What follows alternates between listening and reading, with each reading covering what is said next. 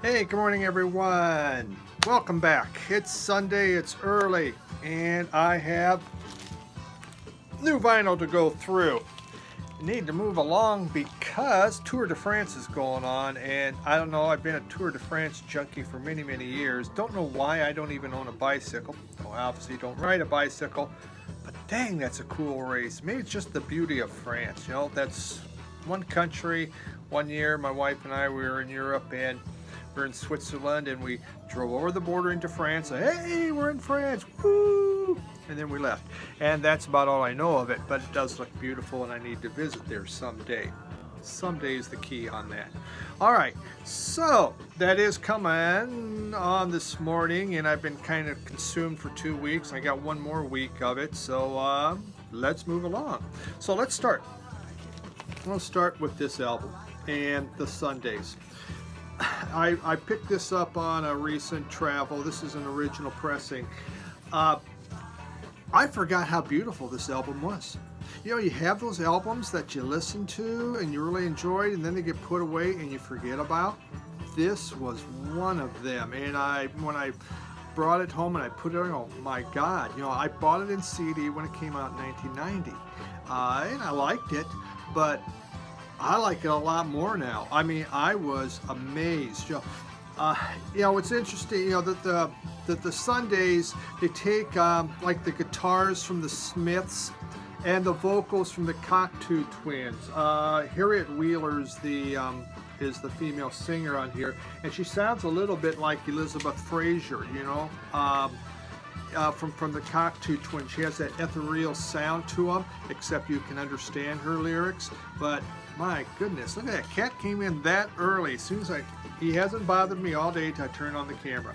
But really nice album. I would say almost everybody knows about that. 1990 it was made, and totally enjoyed it.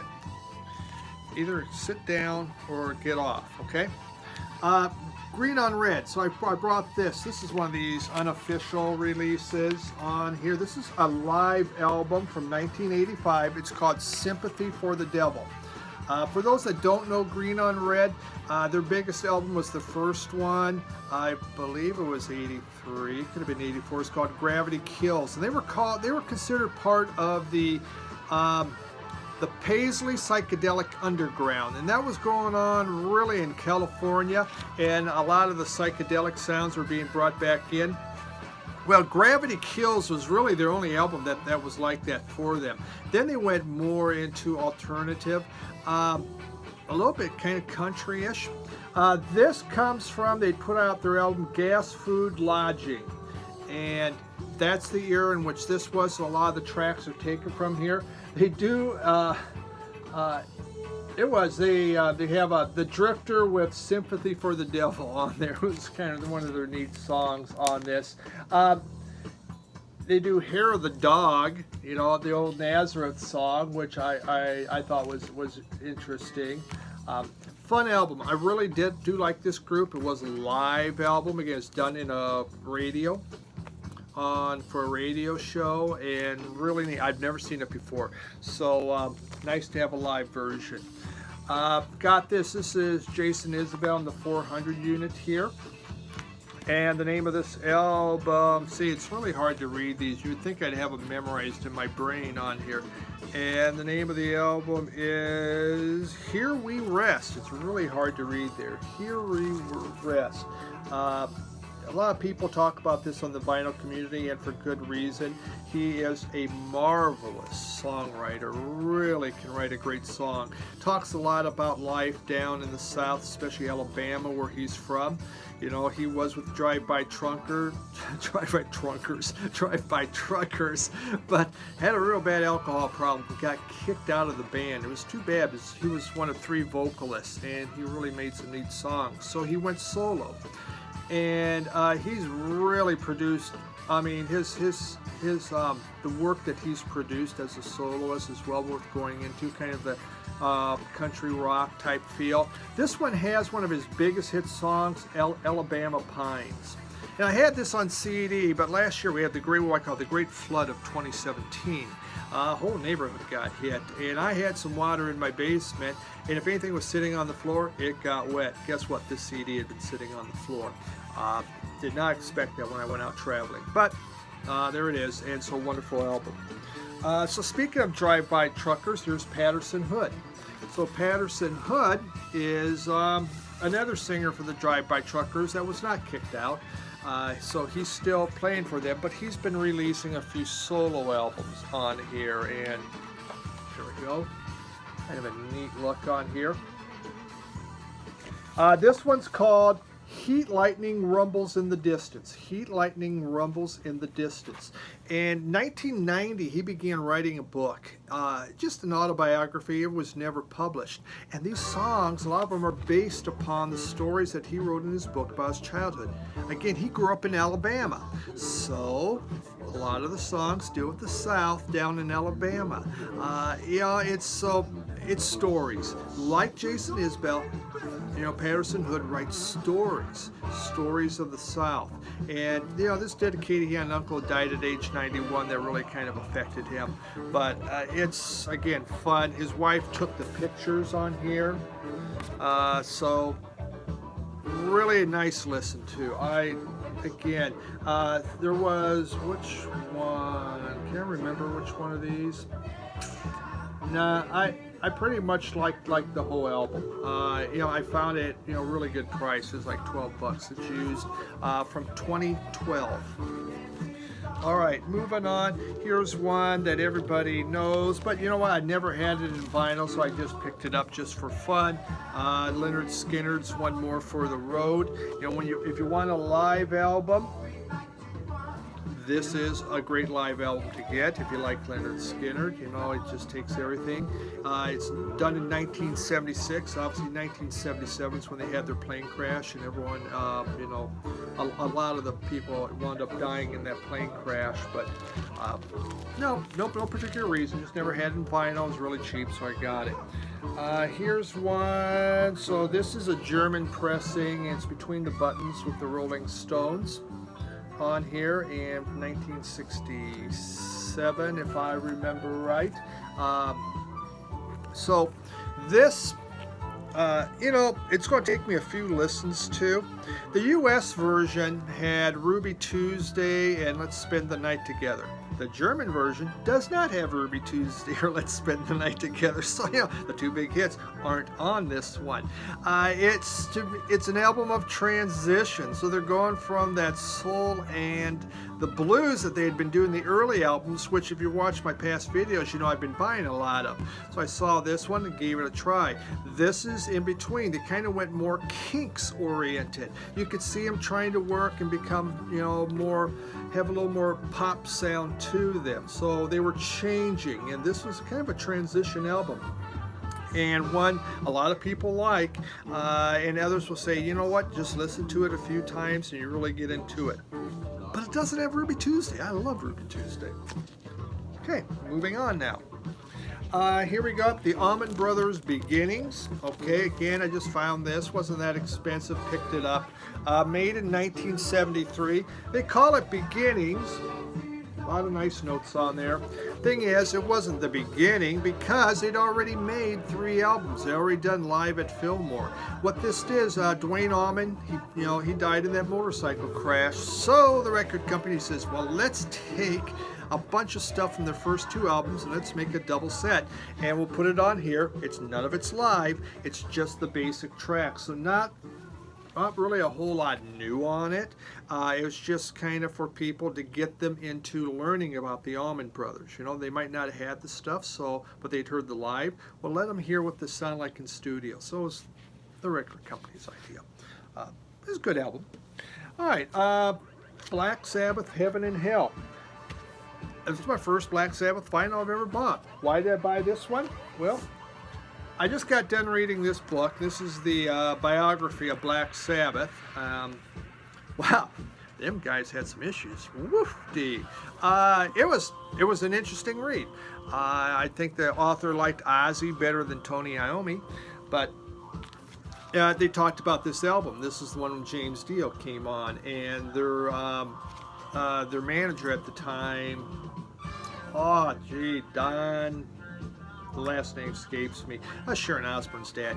He did not want James Dio. He absolutely did not want James Dio, and dropped the band because they were going to make James Dio their lead singer. He's only 5'4", didn't know he's that small. But they brought him on.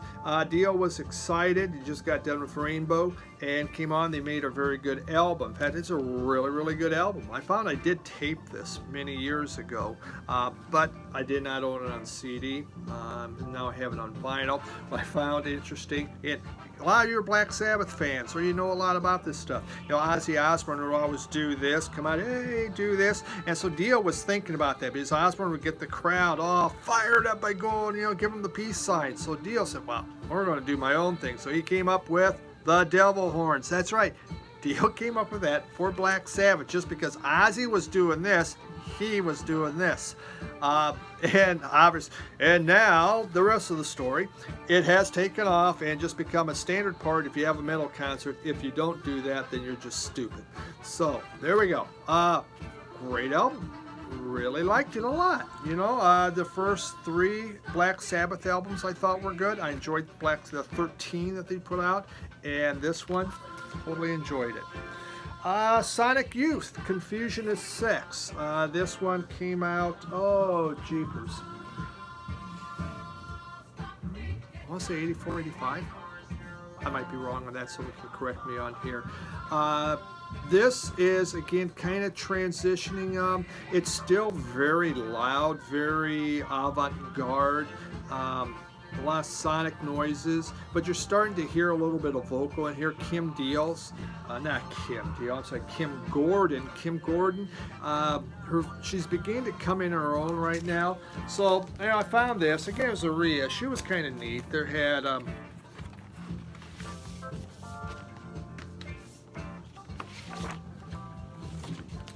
came with a little postcard. Look at that early postcard. Do they not look like a young bunch of people? Kim Gordon, look at her. And it had a nice little, all the lyrics and everything that were on there. So I thought it was a nice little packaging. Didn't cost that much. Found it used down in Ohio. So gave that a shot. James Griffith showed this one, and I had never really seen it. Robert Palmer's Clues, and what caught my attention when James was showing this is that Chris France and Gary Newman played on it. I go, what? Chris France, really? Isn't that something? Newman. So I wound up buying it, and it was a really good album. It was different. Robert Palmer, he's always known for, dressed up, I mean, the guy probably had $5,000 suits. At least they look that way. But here, he gets a little new wave on us. And so he does Gary Newman's I Dream of Wires. And Gary Newman plays on it. He does a very good rendition of I Dream of Wires. You could tell it's Gary Newman. And the very first one, Looking for Clues, he has Chris France drumming on it. You can feel it, you can hear it in there. It's that rhythm. So this was a neat album. And so James Griffith, thank you very much for showing this, because I went to my record store and was like, voila, there it is. It's a heck of a cutout. But I like Robert Palmer a lot, and it's good. And so speaking of Robert Palmer, I had this on a tape I'd recorded many years ago. Maybe It's Live, but there it was. So, it didn't cost a whole lot. So it's Robert Palmer's live album from 1982. So it doesn't have his big MTV hits on there. It does have Maybe It's Live. It has Loving You, and Some Guys Have All the Luck. Sound quality wise, really, it's not that great. It's not the best live album I've ever heard. I thought they could have done a whole lot more, but this one was kind of But hey, I have a lot of Robert Palmer, so there it is on that. One sec.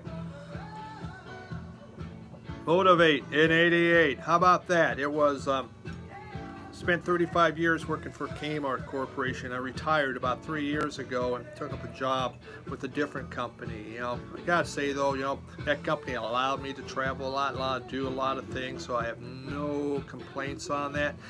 Really loved working for Kmart. So in 1988, we went to a meeting, and that's our motivational mug, Motivate in 88, like that. And still have it. Must be an antique, probably worth $1 billion.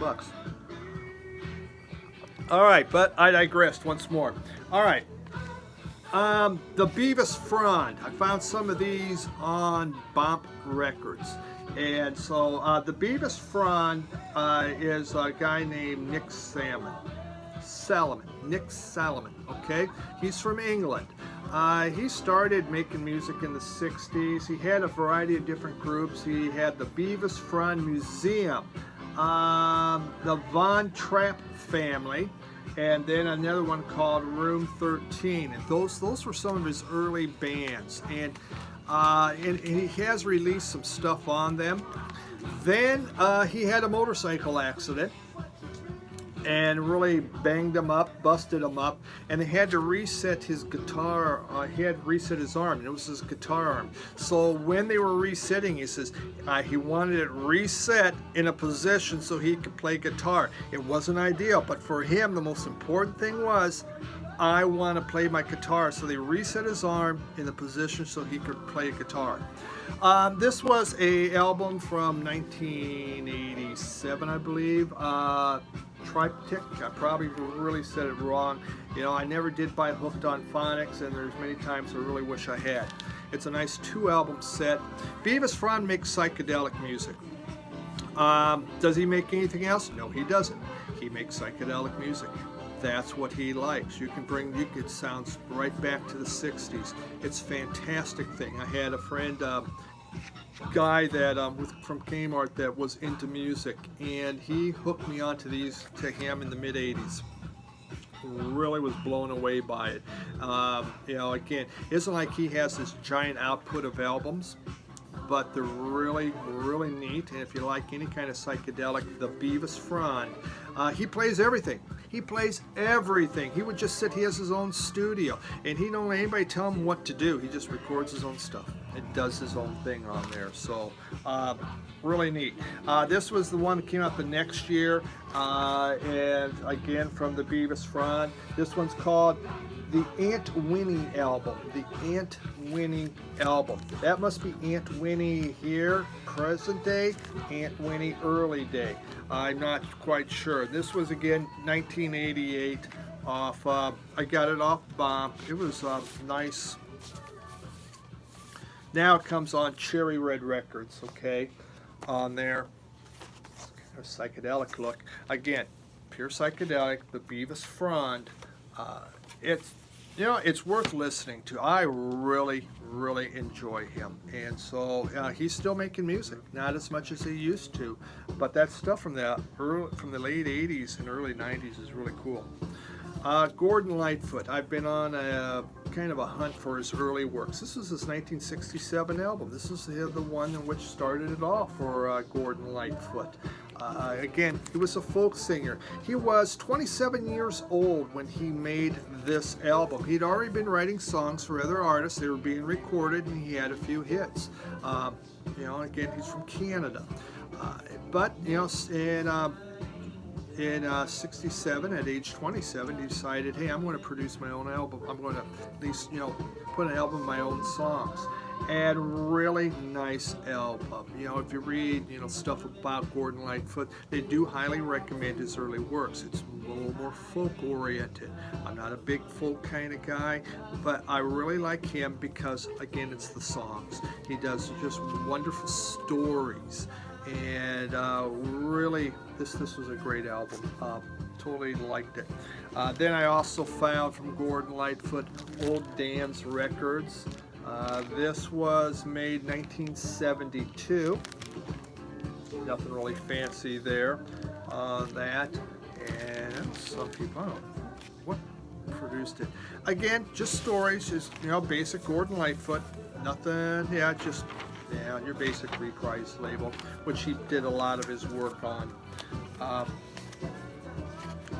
No big hits on this one. It's right before, you know, he's coming up to, you know, I Can Read Your Mind and everything like that was coming up, but just part of trying to complete his older works. Here was a neat one. This was, it's at my record store, from 1979, Count Basie on the Road. This is a live Count Basie. This is one toward the very end of his life. Neat live album of his band. This thing smokes. I mean, I swear to God, there was fire coming off my stereo. It was so good. Phenomenal live album. Great music on there. Pablo Today label, and look at that. 1979 came in red vinyl. I was pretty impressed with that. You know, I like Count Basie. Do I listen to a lot of Count Basie? No, I don't. This album here, again, play it again, Sam. Play it again, Sam. Really played it a lot. So, really kind of a neat thing. So Count, you know, again, On the Road, had never seen it, just my record store guy had seen, just one of those things that popped in from a collection that he had, and really liked it. Got a little Miles going on today. Look at that nice little Miles Davis t-shirt. And when you put a white cat on you and you have a black shirt, guess what happens? Hey, yes sirree, you get a lot of hair. All right. Ole Coltrane, 1961, John Coltrane. You know, when I talk about jazz, I talk a lot about being just, is it easy, is it accessible? You know, because a lot of people aren't into it, but they think about going into it. Extremely accessible John Coltrane album from 61. In 1960, he did Sketches of Spain with Miles Davis, and he seemed to really get into that Spanish type music, that Spanish feel, so in 61 he did this. And man, he had a great group. He had Eric Dolphy here, Freddie Hubbard, McCoy Tyner on piano. The last song, To Her Ladyship, and it's the full version of it. McCoy Tyner plays just an incredibly beautiful piano on here. Really, I mean, it was totally enjoyable. I just sat back and relaxed to this album. Then they have Reggie Workman and Elvin Jones. Reggie Workman on basses, I'm not familiar with him. You know, this is one of these reissues. I found it on Amazon. You know, $12. I found a lot of these. You know, if you want to experiment with jazz, you know, there's so many types. But you know, Coltrane and Davis, you really can't go wrong. Great album, man. I just relax back and just listen to it play. A lot of times I'll read during it. Not this one. I had to follow it. Coltrane's sax at times sounds like a violin in there. I was like, what is that? What is that? That's a saxophone playing. So super nice album. Coltrane, ole, hey, Spanish. All right, hey, we're getting down here. This was an interesting one. I was in a record store, Rebop, and the name of this guy is, you know, it's, oh my goodness sakes, it's Rebop, which was the name he was given, Kwaku Ba. He's from Ghana. This guy played in Traffic. He played on a lot of Traffic albums. He plays congos, drums, percussion. He also played with, get this, Can. Yeah, Traffic, Can. Different, isn't it? And then when Steve Winwood did his solo album, he did it. He passed away in 1983. Which was too bad. It was sealed. You know, I was like, oh, okay, better, you know, got to open that up. From 1972. So this was the solo album, Rebop. It's off. Look at that nice little Island Records there. Talk about funky. Wow, super funky. Great Afro beat going on here. It's another one of these blind buys. I just looked at the album and I go, doesn't that look fun? There's a big ass sticker that says, you know, you saw him play with Traffic. No, I didn't see him play with Traffic at all, but I would like just to seen him play solo. This thing was super good. Again, one of those things I've never seen before out there. And so let me just try it and pick it up, and well worth it. Super neat album. All right, almost done here. Slave. In the background, we're listening to Slave. You know, I didn't know I owned a Slave CD. I don't know how long I bought that. But I was in the record store, and I picked this up, and I saw, look at that. There's 9 guys here. 9 guys. That's a big band. That's funk. Their guys are going to have funk. They're from Dayton, Ohio. This album came out in 1977, and they had a hit called Slide on here, and that was their biggest hit. The first song, side 1. How about that? You hit your biggest hit on your very first song. Really, these guys do funk. They funk probably better than a lot of the other bands. Ohio really had some neat funk bands come out of it. Obviously, Ohio players. Fun album. Really liked it. The more I play it, the more I like it. These guys groove. They have a great groove to them.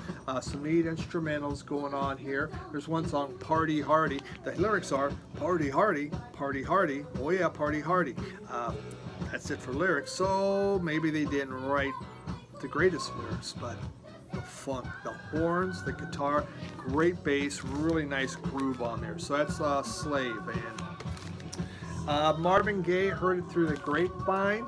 Okay, saw this, picked it up, and you know, he had a trying to think. This one came out in 1968. Earlier in '68, he had an album called In the Groove. In the Groove had the song Heard It Through the Grapevine. It became a hit. Motown got excited, so they just, let's make another Marvin Gaye album. Let's call it Heard It Through the Grapevine. Get the name out there. So it's like a second album with Heard It Through the Grapevine. It's not the original one. Duped me on that one, all right? But still, it's a nice old album, an early Marvin Gaye, some nice songs on here. You know, look how cool he looks, and you know, as he's getting ready to enter into the phase where he gets socially conscious. Stevie Wonder, Songs in the Key of Life. I've owned this on CD for many years. It's one of the 3 main Stevie Wonders ones when I think about talking books, Intervisions, and then Songs in the Key of Life. Nice gatefold on there. This is, you know, it came with a nice, look at that beautiful book. Lyrics and everything. It's 2 record sets, so the book has to be a lot bigger, and it has a 45 in there also. This one, it kind of tale of 2 stories, tale of 2 cities. Half the songs are more personal, and half the songs are very political. You know, he has the Village Ghetto Land, Contrusion. But then he goes to Sir Duke. You know, Duke Ellington just passed away, so he made Sir Duke. So, again, great listen. One of the important Stevie Wonder albums if you don't have that. We're almost done with the pile here. Saw this in the store, Shaft. Okay, I own that soundtrack, Shaft. I go, well, what is this? This was made and performed by Soul Man and the Brothers. All right, so basically they took the movie Shaft and they just did their own rendition. So Soul Man and the Brothers just weren't really good at coming up with their own stuff, so let's do the album Shaft. Bought it. Funky, funky, funky. A lot of great grooves. You know, it's good, great, no, good. And finally, one of those, again, one of these blind buys, The Human Beings, The Message. This is it's called Experimental Techno. It's from the Netherlands, all right? Didn't have any idea. It's one of these albums, do you play it at 33, do you play it at 45? They both, you know what, I can listen to them both, 33 or 45. The beauty of techno, I guess. If you're really feeling poppy, go 45. You want something a little slower, go 33. Well, I play this a lot. Heck no. But it was just fun. There it was. So let's give it a try. That's what music's about. It's not about, you know, I try not to limit myself to certain things. It's like, what's this? Let's see what it is. So those are my buys that I bought. You know, work allows me to travel, and with travel allows me to go to record stores, and I can try a lot of new things and listen to new stuff. So that said, I still have some other albums I haven't got through, so I'm trying to get through them. We'll show them as I listen to them, and I'll show them to you afterwards. But again, appreciate it. Long one again. Had over 20 albums here, so hopefully you liked what you saw. Maybe you found something you want to pick up. Have yourself a wonderful day. Tour de France.